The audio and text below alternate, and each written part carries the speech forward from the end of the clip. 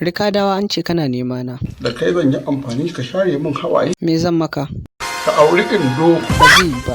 In aure ta kai ta ina. Kaduna za ka kai mi wallahi. Ni ba zan aure ki ba. Ito, na ji zan aure ki amma da sharaɗi. Zai miki tambaya idan kin ba amsa daidai zan aure ki. Mai sauki? Menene sunan kankana da turanci? Kankano. Wai ma tukunna menene sunanki? Indo. Ai kuwa.